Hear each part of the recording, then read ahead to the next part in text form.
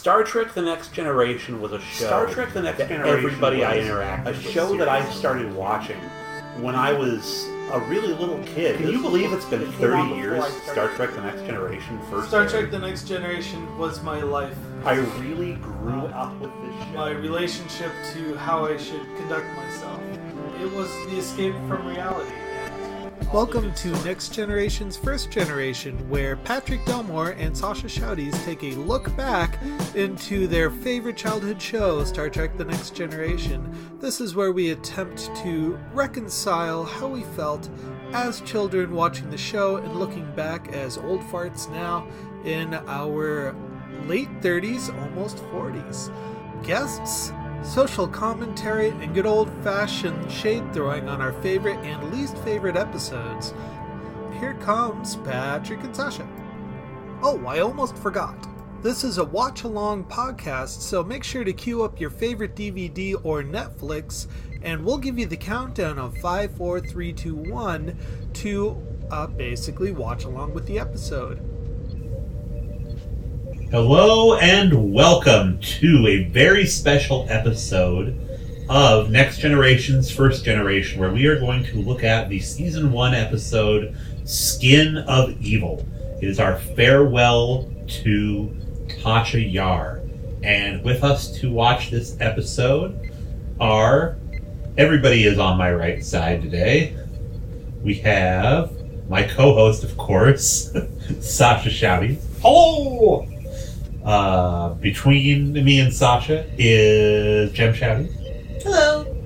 And all the way on the right side of the room, returning is Nigel, who is well on his way to beating Alex's record for most guest spots on episodes. Not quite, but hello everyone. Yeah. So we've got the DVD here. I did a play pause, but it was a little ways into Captain Picard speaking. He gets started right away in this episode. Here's your countdown, folks. Yeah. 5, 4, 3, 2, 1, and play. Yeah, we got the right one. It's Skin of Evil. We are crossing through the Z-Lapis sector. Z-Lapis. Look, the nacelles aren't turned on. Yeah. Did you see that? Oh, man. Well, the warp engine's off. That's pure impulse. He's walking like he just lost about 8 times. Routine deep sensor probe indicate no obstacles or vessels. The routine this deep is another sweet, what could have been seen, Worf encouraging Yar in the martial arts competition. Yeah. I need your help with the mission on the wrist lock and brake. If it works on you, I can use it on anyone. A valid assumption. Who is your first competitor? Science Officer Swenson. Science Officer Swenson. Well, I'm more concerned. All right, He's got a great career of anonymity. He'll be remembered when people watch this episode. All right, Nigel, as our resident martial artist, any thoughts on these on this conversation? Well, that expression kind of makes me uncomfortable. She likes him. My thought is I wouldn't want to fight her. I've seen her do a couple judo moves in that earlier episode. Oh, that's right. Of course, I would like to see what a mixed martial arts competition would be in the future. Yeah. So it was funny when probably the year that this was on, I took like a kid's karate class, and I was paired with a girl, and the mom that drove me there was very appalled that I punched her and made contact. Oh wow! It's like, yeah. You don't take your daughter to a martial arts class, you're gonna get. It wasn't even her kid. This was the mother that drove. The mother of the friend who took me there was so upset, and she's like, "You tell your parents you punched a girl right in the stomach." Yeah, because she could probably get me back. Well, my first class fought a girl, and my dad was mad that she kicked me. Just because I should have defended myself. Well, this is something we don't see too often. The transport of the dilithium crystals. Oh, and that's why the nacelles weren't lit up? Yeah. Nigel, you called it. Oh, I did? Yeah. I'm just gonna nod and pretend you guys. I know what you guys are talking about. As Once the crystal comes out, the warp drive doesn't work. okay. It's the battery of the ship, basically. Okay. It's usually some piece of quartz. Sometimes Looks it's like a rose huge. quartz. Yeah, sometimes it's a big piece. Other times it's teeny. God, this is where we need Bryant.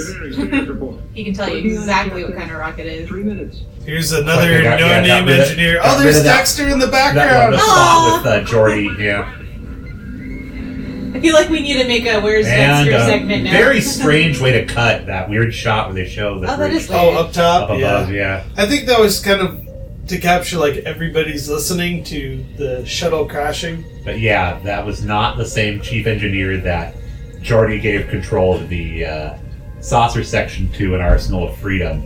Yeah. You almost wonder if Picard got back and, well, hopefully it was Riker, but called him out for kind of being insubordinate to Jordy in that situation. I don't know if she did then, but we find out that Troy was one of the people that wrote all of the crew reports for people like that they reviewed. You see in the episode Lower Decks. That's right. So she might have. I don't think Jordy would have squealed on the guy because it wouldn't have been professional. Right. But it totally would have been within Troy's purview to go to Riker and say what had happened between Jordy and the chief engineer. Oh my goodness. Oh, that makes a lot of sense. Okay, so here we go. This is episode number 23. Directed by Joseph Scallon. Story by Joseph Stefano. Teleplay by Joseph Stefano. Hannah Louise and Shearer. It's a double last name. Louise Shearer. Feature music by my favorite musician here on TNG is Ron Jones. So I'm going to plug his stuff here for absolutely zero endorsements. But if he sends me a CD, we'll be really happy about this. So if you go onto Spotify, it's this thing called the Ron Jones Project, where they have entire episodes of TNG music that it's just right there. They just lifted the track, and it's really nice to listen to. So anyway, this aired on April 25th, 1998, so I hope it's a beautiful sunny day. April Got your 20th. taxes done? Yep, taxes are over. You're spending your refund or crying about the size of the refund. So Or how much you have to pay. Just real quick, look at how carefully they were handling the dilithium, but they're not wearing any kind of personal protective equipment. They don't have gloves on. They're not wearing aprons or anything. Understood. Now, Prime. shouting at the computer doesn't make it work faster. Yeah, you gotta kick it. Power engine core, eject reactor. Hey, there we go. They turned it on. Sorry. I just noticed that there was computer script on somebody, and for a second I thought that he was a ghost, and that he was walking through walls or something. Yes, sir. Okay, when Picard walked, there was a scene there where Dexter Clay, one of the extras, standing at the engineering station, and Worf standing at the science station at the opposite end there.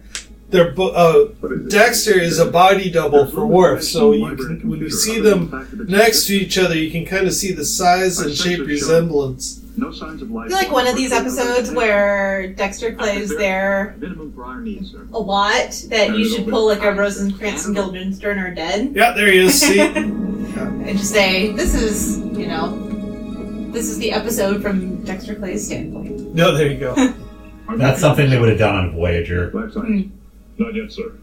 Still probing. So interesting. When I was doing research for this, I learned that originally Denise Crosby had applied to Life science. read for Deanna Troi. Very good. Ah, I can't see it. No, You can't see neither. it. And it wouldn't have. I don't think it would have made Troy any better, but may have made whoever ended up playing Tasha Yar worse. Although, having seen Marina Sirtis do other stuff and how she played Troy later on, makes me believe that she actually probably could have been a good Tasha Yar. But I don't think that Crosby would have been a good... well, when Crosby was asked back to read for Yar in front of Gene Roddenberry, Roddenberry's the one who requested the switch. So when she went back to read, she was basically playing the part of a a person who is struggling with their wounded youth who grew up to be a strong character, or a strong, affirmed person. And I think that Yar, for the most part, really held to that character. And here's the Planet Hell set again. And it doesn't matter that it's this set, because this is an actor's episode. And we will see that very shortly. And actually, the special effects in this are kind of, even though they're 1980s special effects, are kind of neat looking. Yeah. I remember watching this as a kid and thinking, oh my gosh, it's a smashed up shuttlecraft. That is the coolest thing. Oh. The moving tar pit. Now this right here is actually Black India ink. Okay. And some other things too. Yeah, they just imposed it over it. Uh-huh. Cool. Works well. Yeah. Well, here they're just drawing it, but when they actually are dealing with that right there, that's the... Oh, okay, I gotcha. Enterprise, this is Riker. We've got a problem. What would happen if they split up? One person went one way, another person went the other way. Ooh. You know, I don't think they ever tried that. No. Equal prime. Maintain an open frequency. This India ink blob thing kind of reminds me of Count the Shadows in that Doctor Who episode. Oh, yeah. Explain. I don't remember that one. That's Sounds in the Library. Oh, yeah. Nightmares for days. Not have any proteins which are known to us. It's narrower over here. We can get over it. So the question I was going to withhold until the episode actually started is, what is your overall impression of Tasha Yar? I don't know anything about Tasha Yar, so I don't know if I'm supposed to like her or not like her. I didn't have a whole lot of thoughts about her as a kid, so I remember seeing she's gonna come back in a later episode, and so that was where I was introduced to her. Okay. But that wasn't... What twigged me about that episode was Whoopi Goldberg saying that the Enterprise is not a ship of war, it's a ship of peace. And Tasha's going to leave a message for Worf at the end of this episode, where she talks about how both of them are warriors. Oh, okay, that's creepy. So this effect right here is a practical effect. There was a little grate that moved up and down, and the actor was actually underneath the suit.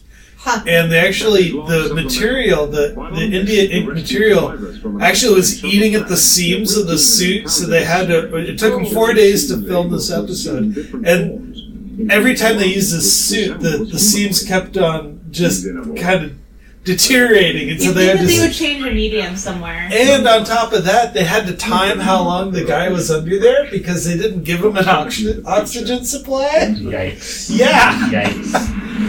Workers' comp right there. Yeah. That shot of the Enterprise they just showed, I don't think that was the model in the shot. I think that was a matte painting of the planet in the Enterprise. Oh, cool. So this guy that the Mr. Tar here, Aramis, is played by Mart McChesney, and interestingly enough, he also plays the Shellyak in the future episode. So this is a great character actor. If you need to throw a sheet over somebody, this is your guy. So Ghost. Yeah, pretty much. But the voice was done by a different person named Ron Gaines. And does Ron Gaines do any voice acting now, I wonder? No, not that I can tell. No, he was the voice of Eeyore on Welcome to Blue. Yeah.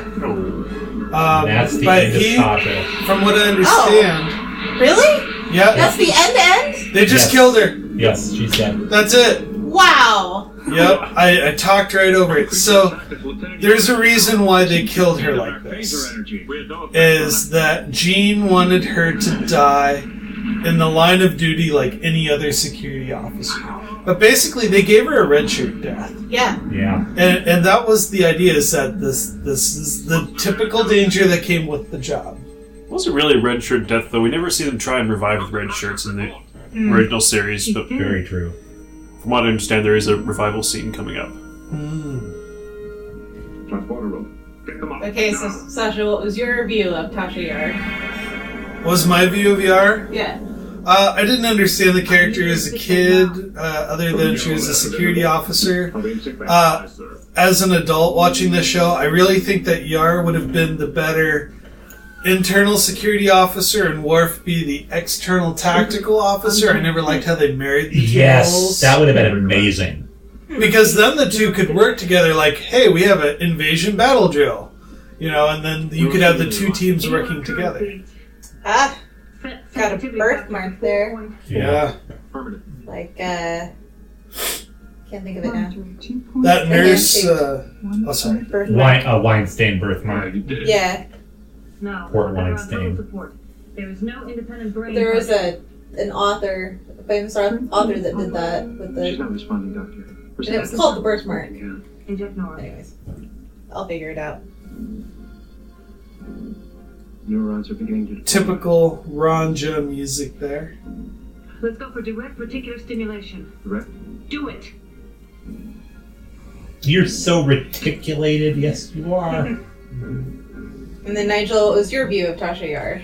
This will probably get me a lot of hate, but bear in mind I watched the series out of order, so the first time I saw Yar, it was in this episode with Spock coming in, and she was the Romulan general. Yeah, that's right. So my introduction to her as a kid was as the bad guy. So then I come back later and I say, wait a second, where's Worf the security officer, and why is the Romulan person standing there at the security desk? Okay, that makes sense. So later I grew to have a bit of a respect and appreciation for her. She honestly reminds me a lot of one of my Taekwondo instructors. That's cool. Yes. Well, I've solicited a letter from friend of the show, Dawn, to talk about how she felt about Yar, because Yar died. She was in middle school watching this episode, and she said, here you have Crusher, who's kind of the mother. She kind of cures people, takes care of them. Troy is kind of the, give you a hug, pat you on the knee woman. But Yar kind of went somewhat against the feminine mold on TV. I would say that she does, like in the Q Who episode. Was it Q Who or Hide and Q? Hide and Q. In Hide and Q, she falls into a very popular 80s trope of a woman in a high-level military position that gets tripped up by her own femininity.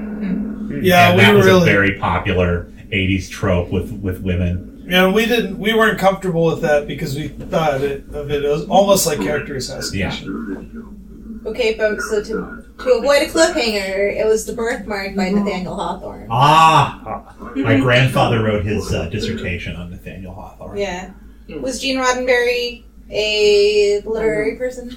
I don't know if he was or not. He wrote books. Okay. I don't know if he read it. So I'm gonna... He dropped a Paradise Lost reference in the original series, Okay. I seem to recall. So, I'm gonna give a spoiler to myself because I obviously haven't seen this episode. But does the birthmark on Yar eventually disappear? No. Okay. So I was going to say, if it does, that would be a really interesting thing to compare against Nathaniel Hawthorne's birthmark. You felt no satisfaction. No. Thank you, McGregor. So she's learning about what the deal with this guy is, and so we just watched as an attempt at a talking point. Although I don't feel that it worked as well as I thought it would. We watched the Rick and Morty episode, Rest and Relaxation, which is about what the concept of Armus is a race of people that he says became beautiful and like gods, discarded all of their evil feelings to create him and left him alone. Now they never meet the people that created Armus, although I have a feeling that if they did, that they would probably not be like great people to anybody but themselves.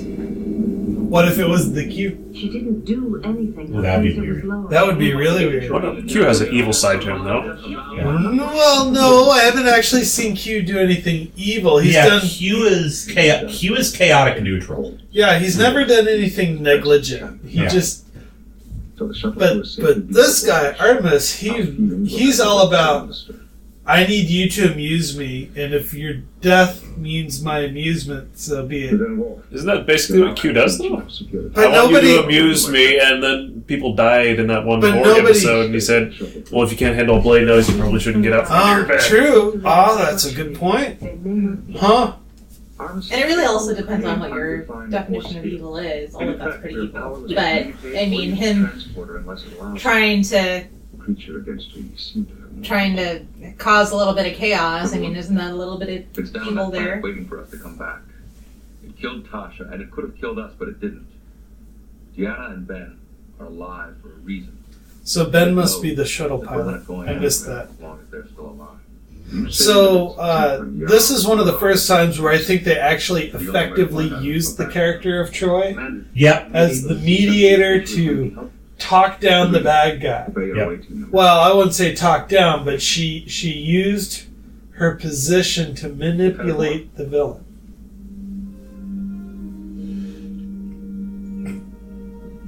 I will remain on the ship.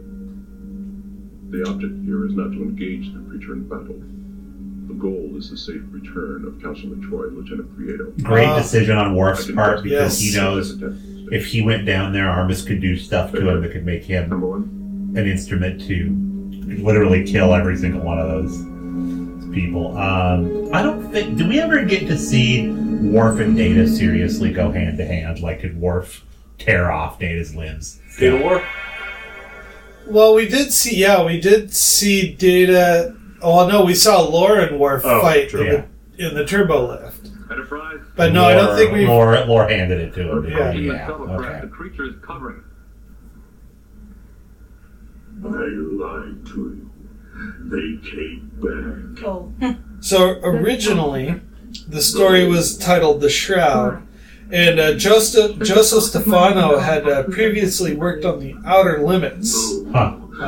So I'm thinking that's where we're getting some of this creepy creature action going on. Originally, they wanted to have Yar's death earlier in the episode, with it being the main focus of the episode.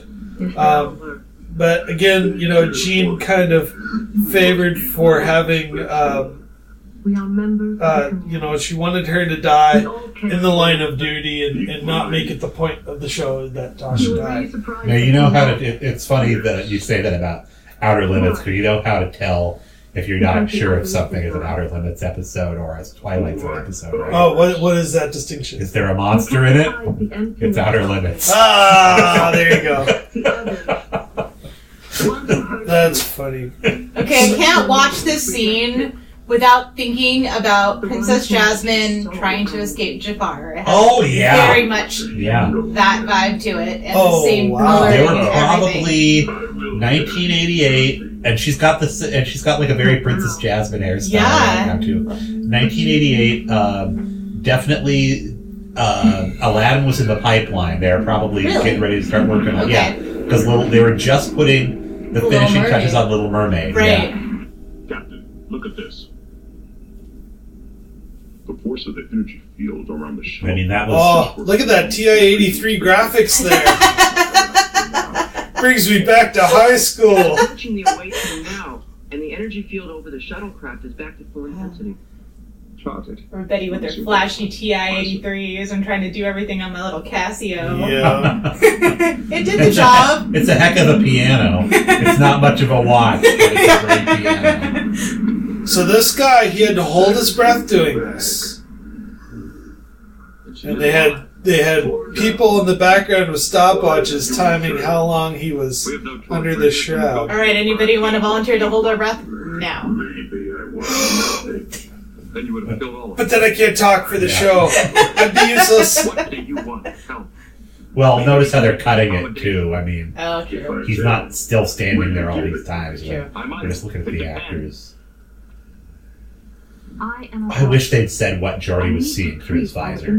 Oh, that would have been seeing cool. Something very different than the rest of them. Well, they did that in the Heart of Glory. Yes, they did. And that would have been neat if they sustained that. Yeah, he wasn't looking at a cloud of evil. Huh. I think they do that with Geordi. They do that with Geordi's visor in one more episode at least. Yeah.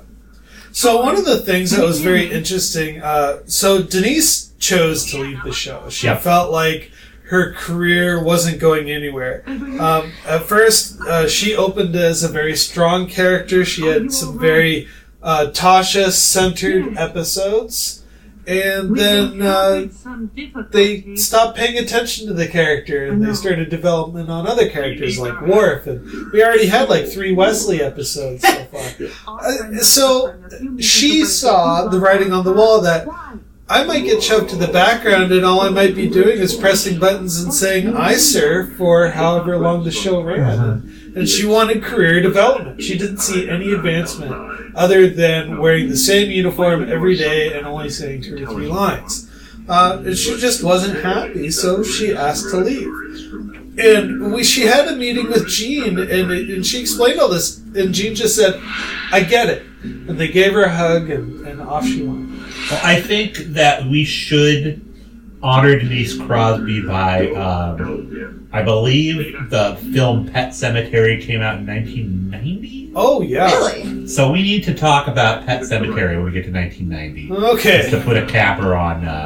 So in 2 years, podcast time. Yeah. So to catch you up with the plot that was really... Jordy lost his glasses. That was a thing. Sorry. And Armis is doing the high school bully thing where he kicks the glasses around while you crawl around for it. I didn't miss it. Data logicked him out of it. Because he's like, reach for them. And Data's like, no, you're just going to move them again. Denise actually went on to have a pretty extensive career in TV and movies. Mostly it was one-time characters in various episodes and whatnot, but she actually produced the movie Trekkies and Trekkies 2. Oh. Yeah. I still have not seen either one of those. Yeah, neither have I. I saw Trekkies, but I was bored by it. Yeah. I remember the first time, sorry for this tangent, but the first time I saw something about Star Trek fan communities was this morbidly obese woman in a Dr. Crusher outfit. She had the same hair. And I'm like, Dad, how could she possibly be Dr. Crusher? She can barely move. Oh. It's like, no, she's playing a character she made up, like her whole house was decorated like sick bay. Oh, wow. So was Denise Crosby originally hired to be a main character? Yes. Okay. And I think that's one of the reasons why she had issue with when she left. And, she goes on to, and this is something that's going to need a little bit more research, but Crosby has made comments, so this is going off of a StarTrek.com interview, where she felt that the show was very male-driven on the set. She thought that women weren't really included.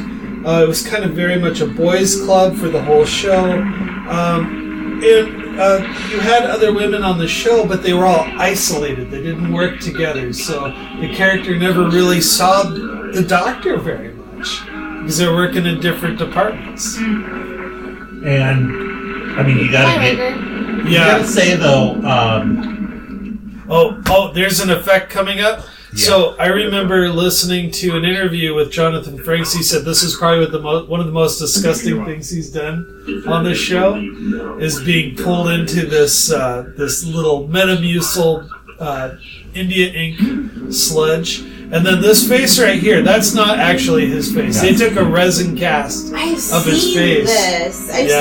I don't know where I've seen just this scene. That freaked me out as a kid. I'm like, it should. Fundamentally, I mean, we're deep in the subconscious. We're terrified of that happening. Watching that as a child, I had to pick my jaw up off the floor. I'm like, how could the actors stand to do this? It's funny that, I mean, you were conscious enough that was the actor that had to go through that rather than be so immersed in the storyline that you're like, oh my gosh, you just got, possibly killed.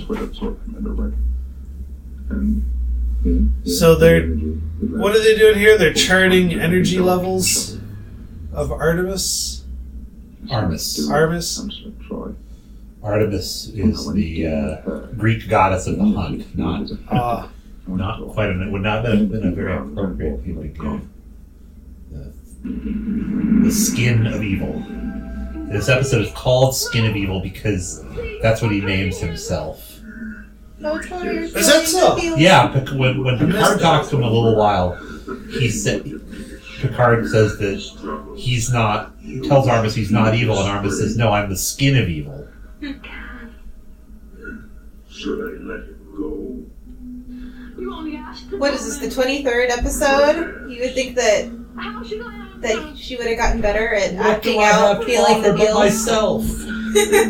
Well, they coached her to act in a very specific way. Oh, so operatic? Yeah, and specifically too, they were sending the actress a lot of mixed messages of you're too sexy, you're not sexy enough, you're too emotional, you're not emotional enough.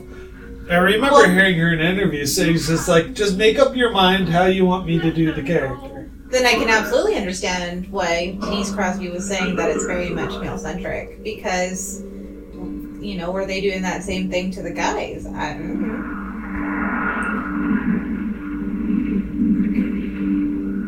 know. So the captain is now down here on the planet.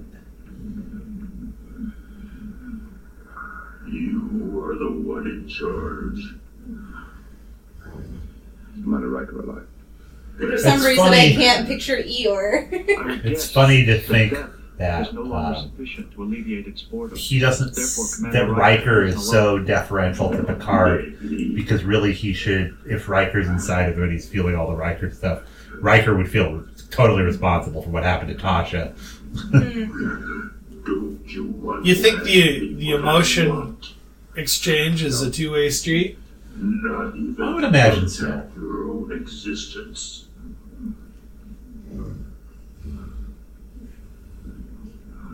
I want to see my baby on a shuttle. Entertain me. I love his response. Yeah. Yeah, Picard's pretty direct. He doesn't lie to you. He's going to tell you either it's happening or it's not. You take that. Shades of Darth Vader? Yeah. Now tell me. Well, this is what you were saying that Armus would have done with Worf. He would have done it to Worf, and I have no control over what you do with the phaser. Therefore, I would not be the instrument of his death. Actually, but Worf would have felt guilt. Here's an interesting thing. Had Data been left on the planet with Armus, I think Armus would grow to hate Data because you can't get to Data. Yeah, and Data would have switched himself off, too. Yeah, he's just I'm not going to participate. Yeah. No. It's like, you won't be able to send out a beacon to tell your friends. Look, I don't need to. I won't die. I'll be here until someone finds me. Then I choose myself. No, you are going to live. One of them dies. Maybe this one would not call. I wonder how long he was practicing that mirror. Device. Tell me, Tin Man. Do you think that he had a choreographer for that? Oh, probably. Curious.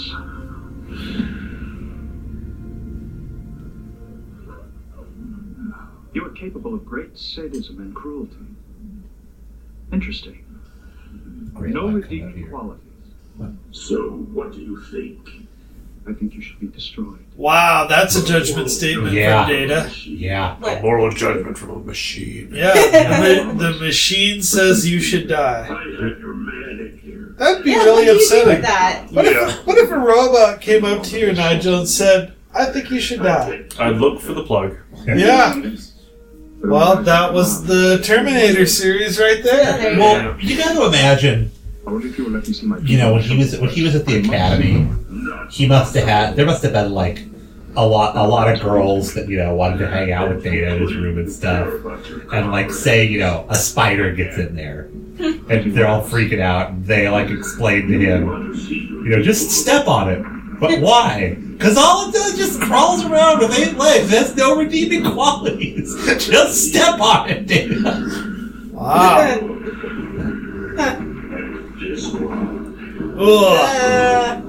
That right there is just so gross. An emesis of Riker. No, and let's not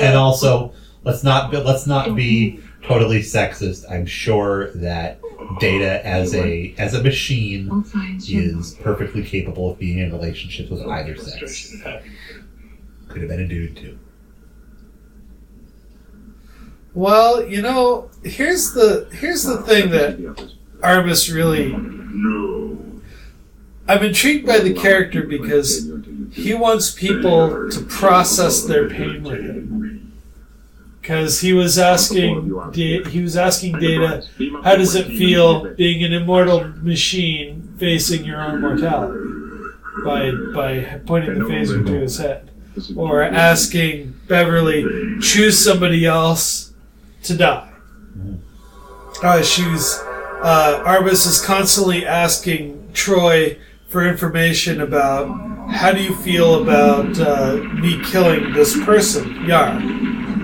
So for all the power that he has a really hard grasp of harvesting context to the social situation. You know what's weird though?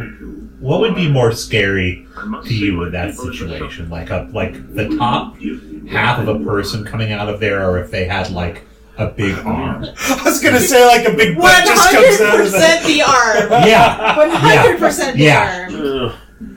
That would like make a fist and Because if it's just the arm, that means that it can see you without having eyes. Yes. Yeah. Yes, and that there might be something huge underneath the surface too. What if it had an eye in the hand like that one movie? Pan's Labyrinth? Yeah. Yeah. Oh. Charming. Were you able to help Tasha? So there's Ben and Picard. Oh, he got transported to the shuttle to check in on what's going on. Troy's not doing so hot. Well, she was just told about Tasha. Yeah. I believe it's possible to outmaneuver. Flashback to them trying on dresses together. We've been monitoring the energy field. That was a really sweet scene. Or laughing at Riker when he has to wear the male garb on Angel One. Yeah. The creature is filled with So I want to ask the panel here: what is everybody's relationship with Tasha, or not Tasha? Now? Sorry, with Diana. Deanna. Deanna, because here she's actually doing her job. Yeah. But before, I always thought she was kind of a useless character that just did a lot of cold reads and didn't really add any value. I never understood the extent of her powers. I mean, I know she can read people's emotions. I think it's explained what she can do. So as a kid, looking at the whole superhero aspect of why I liked Geordi because he had supervision, I liked Data because he was so versatile. I didn't really have much of an opinion about Diana because it seemed like she had the potential to be a superhero, but it was unclear what she was, and it was also unclear as a kid what was her purpose on the Enterprise. She didn't push any buttons. She was just called the counselor. So it was hard kind of identifying or making an opinion as a kid. I think I'm growing. She's kind of growing on me now because I understand concepts like a human resources department. I understand where she would fit in a large ship. Exactly. I always saw her as like an advisor, an attaché, almost like a political consultant or a diplomatic consultant. Okay. But how about you, Jem? How do you see the character? I don't know enough about her to make a judgment other than, her whole accent thing and that she can't act her feelings very well. I haven't really seen an episode, I don't think, that her doing her job saves the crew, if that makes any sense. Whereas a lot of the other superpowers of the rest of the crew have saved the crew. So I think that Troy needs her moment, like her big heroic moment, and I haven't seen that yet. Yeah. Okay. It comes, by the way. She actually has a couple of episodes where she has to be the hero and struggles with this. So, and I would love to see those episodes. Actually, that would be interesting. if I remember, Patrick, in one of our test runs of this podcast, we did Disaster, which was a Troy hero episode, and the season premiere of season 2, which we will be recording soon, is also a very Troy-heavy storyline. Although it's more her put in a weird situation and the ship having to deal with it than it is Troy saving the ship. Now, I love when they get to where the enemies of the Federation are very concerned about Picard because he has a telepath sitting next to him in all negotiations. I really love that. But as a kid, Troy, I have a large extended family. So Troy to me is like that aunt that's at every party, but the only thing she does is say hello. You know what I mean? And it's like, oh, you're lucky you get the ants to just. And I'm not going to pick on a particular real life aunt, but it's just going in and being like, oh, hi, Aunt so and so, and that's the only interaction you have with them at every family gathering. Oh, jeez. So that's kind of how I felt about Troy as a kid. Interesting. See, as an adult, I can really appreciate Troy because she's empathic.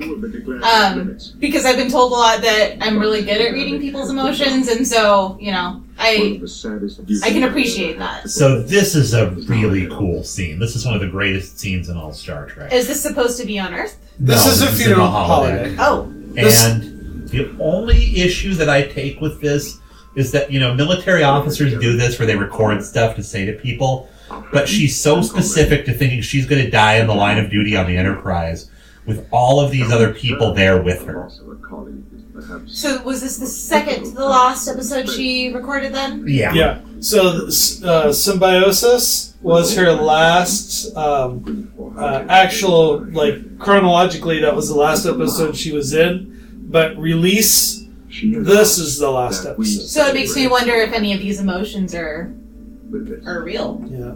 Well, I want to go into something about Yar, and she loved a lot of people, but she had a very subtle way of showing it. And with the relationship of Data, for example, I firmly believe that she had an ongoing relationship with an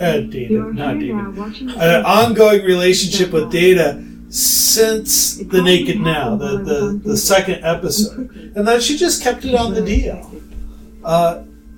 Never forget I died doing exactly what I chose to do. What I want you to Sorry, I was hypnotized by the final like statement. she was trying to incorporate, like she was going to begin a relationship with Worf. Yes. The thing is, Data's not somebody that would be jealous at all. No. He wouldn't be somebody that would ask for exclusivity from a partner. Is Data capable of feeling jealousy, though? No. Well, there you go. So this scene was actually shot twice. Not for the people standing there, but for the actual monologue of Yar. There was head on, and then there was side profile, and they used a combination of both. Deanna, you are capable. Even as a kid, I thought this was terrible blue screen. It's like, come on, they can do so much better. I realized I could be feminine without losing anything. Very interesting, especially under the circumstances that she left. Yeah. If Next Generation was filmed now, I think they would address a lot more feminism issues. That's exactly what I was going to ask is, I wonder people that are part of the feminist movement right now, what they think of Yar leaving. I'm sad that the character left because there's a lot of potential in the strong young woman who is climbing the ladder to be in charge. And she was very much, if you wanted to get into the literacy, like how literal the show was, she was on a career fast track, in my opinion. She was the security officer of a ship. The next thing that she would probably do is go into command school and then try to get a commission of her own. In those moments, I felt the most despair. She could have been a good protege to Catherine. Janeway? Yeah. Maybe. I mean, I could see that character built off of her. Think how similar B'Elanna was to Yar, though. And how much impact did Janeway have on B'Elanna at all? Okay. I mean, B'Elanna was an engineer, but she definitely had the same kind of fire burning within her that Yar did. Fire, yes, but did you have the career aspirations that Yar did, though? No, I wouldn't say so. You can totally see B'Elanna just being the chief engineer for her career and saying, yeah, this is what I like to do, so I'm just going to stick with this. Yar seemed corporate. You who have the heart. This is a really long funeral for the show, by the way. Well, I appreciate it. I just rewatched it this morning, and this is the most affecting part of the episode, is hearing what she says to all these people. And one exists only in the others. So somebody said, and I heard it last described on the wonderful podcast, Give Me Those Star Trek, that the original series is a show about friends. Star Trek The Next Generation is a show about a family. Mm-hmm. Oh, when Troy was crying, those were real tears, by the way. Like, she was emotionally struck by the show, and so Denise Crosby was actually queuing her up off screen. That's great. To say, hey, great. I'm saying goodbye to you right now. I miss you so much, and so on. Well, how about the fact that in this space, Troy and Riker kind of came together again, because she calls out Imzadi when he's hurt, which you don't really hear much after the first season until much later on down the road. I mean, this part really struck me as a kid. Sir, the purpose of this gathering confuses me. Oh, how so? My thoughts are not for Tasha, but for myself. I keep thinking how empty it will be without her presence. Did I miss the point? I know, right? Damn it. This is really my first introduction to death as a kid. I hate to sound cheesy, but here is someone that you knew you're familiar with is gone forever, and that just makes you feel... Simpsons would later play on this, but how amazing would it have been if they played the whole credits over Dana just standing there? Oh, that would have been amazing. Yeah. So, Jem, you seem a little struck by this. I don't know what you're talking about. Well, my heart goes out to the show. This is one of the more difficult ones to watch, only because, growing up with this, I was bonded with this show. By the time Tasha died, I was sold. I loved it, and to just see them wipe away a character that I cared about really, it caught me by surprise. So this will be the retirement of the Sunni Gummi rating system, because Sunni Gummi is our tribute to Tasha, looking on fleek with her Sunni Gummi hair. Of course, I will give it, surprisingly, only maybe about a 7 or an 8 Sunni Gummies, though Tasha herself is a 10 out of 10 Sunni Gummies. The issue I had with the show was the practical effects. They could have done a better job at the death dialogue right after Tasha died, and the dialogue going back and forth talking with Troy in the shuttle could confuse me as a child. Seemed to go on forever. Now it wasn't so bad. But I liked the part where they didn't kill Armus in the end. I don't know if he caught that or not. And Gene felt that we did not have... We're not gods. We don't have the right to destroy another. All they did was they fired a torpedo to destroy the shuttle to prevent him from leaving. So... Made the planet off limits. Mm-hmm. So, how do you weigh on this, Nigel? Oh, I would give this one probably an 8 out of 10 Sunni Gummies. I really do appreciate how they got rid of Tasha. I mean, I'm already probably the bad guy here for seeing her as a bad guy coming in, because I saw the series out of order. But like I think it was even mentioned in the episode, her dying in the line of duty, doing what she was good at. I don't know. It really worked as her sort of warrior persona that she's been built up. The effects didn't bother me too much. I thought the story was good. Armus was an interesting character. I kind of wish that we could see him again in the series, but yeah, I don't know. I'd give it a good solid 8. Very nice. So Armus never comes back then? No, we never see him again. We see the actor in the same type of costume as a species called the Shellyak later on. So Jem, how do you weigh in on this? I would probably give it 8.5 out of 10 Sunni Gummies. Oh. Because it's the first episode that I've watched of Star Trek where it makes me want to go back and be like, well, what is Tasha Yar all about? Because of that speech at the end, I'm like, well, there's a story there, so I want to know her story. Yes. And so, yeah, I thought it was pretty cool. Yeah. And Mr. Patrick. I gotta give it 10 out of 10, and here's why. Wow. So it's been 30 years now. We're talking about it 30 years later. It's one of the most important. It's now a classic Trek episode. Yes. I mean, it's not an original series, but it's classic Trek. It is now a classic. It has endured this long. We're still talking about it. It has weight. And I did not see it when it aired. I saw clips from it all the time. And I would say to my dad, I was like, I really want to see this episode. If it shows up, I want to see what happens. And he didn't remember liking it. He was like, it really is not very good. Wow.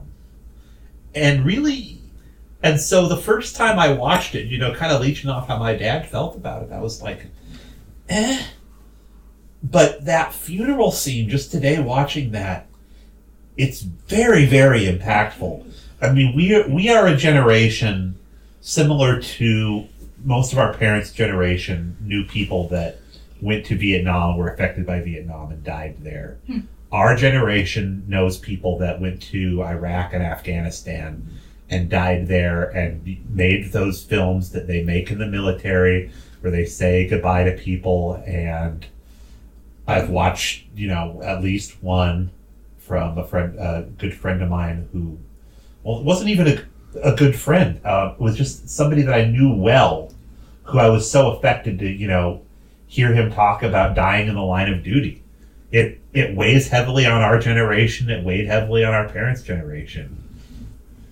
And I don't want to make that seem cheesy at all by, Star Trekking it up, but it's important to us to see those goodbyes.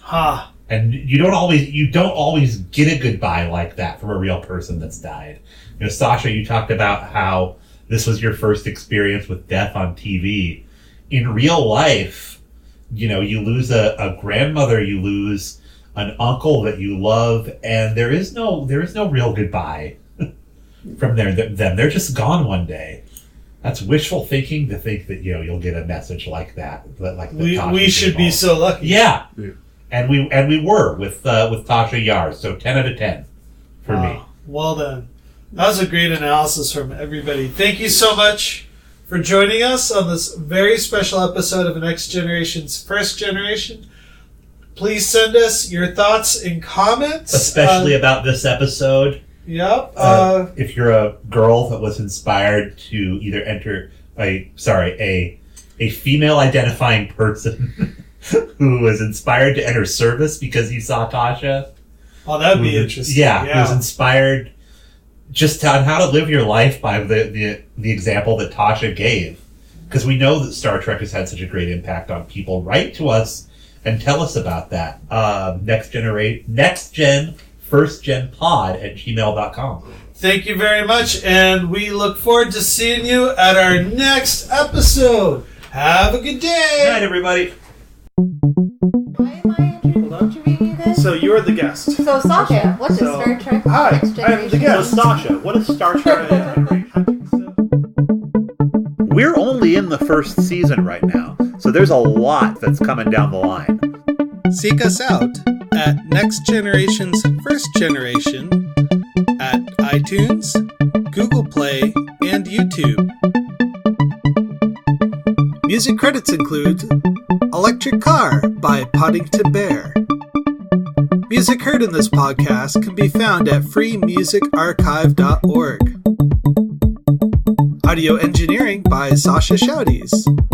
Chief Meme Maker and episode cover credit goes to Matthew Kirshner. Logo and graphic art design credit goes to David Clawwitter.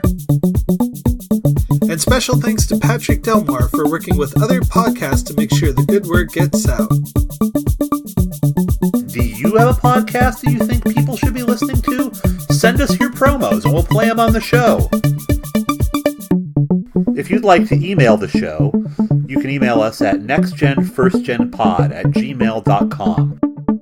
I've been Patrick Delmore. And this is Sasha Shouties. Thank you very much for listening and have a wonderful day. Good night.